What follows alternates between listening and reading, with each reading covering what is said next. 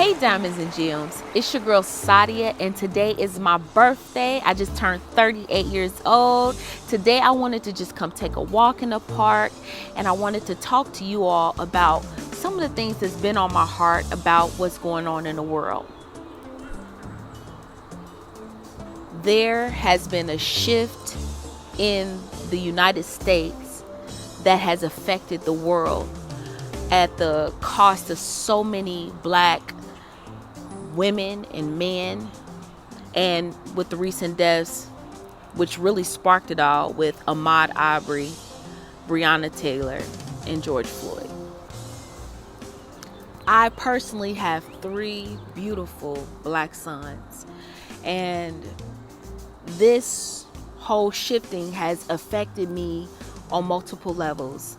You know, when I was pregnant with my boys and I knew that I was carrying sons, I had a moment of excitement that God has chosen me to be responsible for the lives of young kings.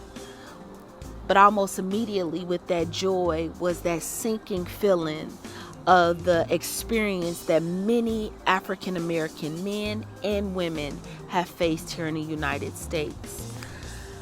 My boys right now, well, after this week, want to be 15. I have a 13-year-old and I have a 9-year-old. And I look at, especially at my about to be 15-year-old, and he's growing to be he's probably at least 6 feet tall. I look at his beautiful baby face and I still see my baby. It's a bittersweet thing watching him, because although I see that sweet boy, I see that sweet baby, I know that now I really have to talk to him about encounters with the police who are supposed to be the good guys. I have to tell him how to behave. And then you have to live with this harsh reality of knowing that no matter how great I raise them to be, how respectable I raise my sons to be, how successful I raise my sons to be, that somebody can look at them for as their skin color and use that against them as a weapon, or just seeing their beautiful skin color and bringing about the hate that is in many people.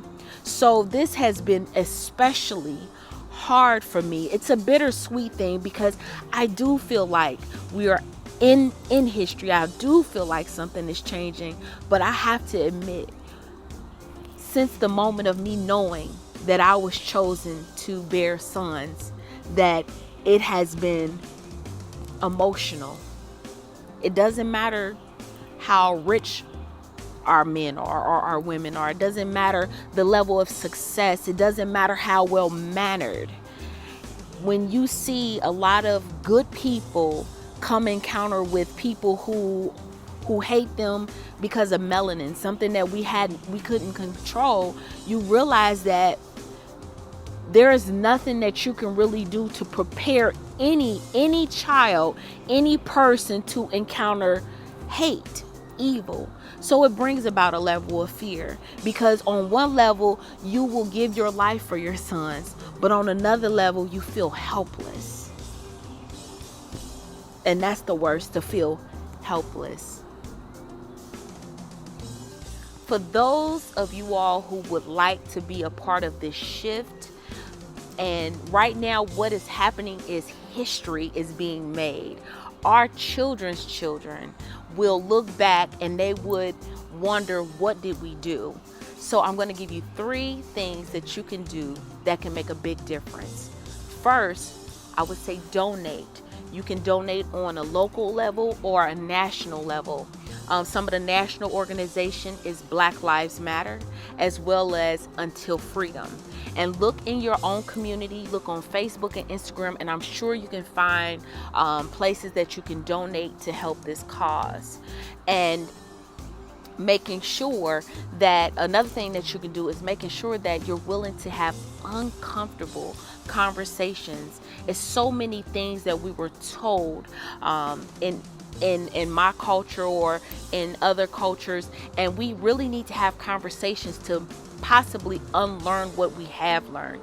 And so we can get to a place where we can understand each other more. So be willing to have those uncomfortable conversations. And lastly, one of the most important things we can do together is use our power to vote. We don't need to just focus on the presidential election. We need to look at the people that we put in the Senate and in the House to support the president.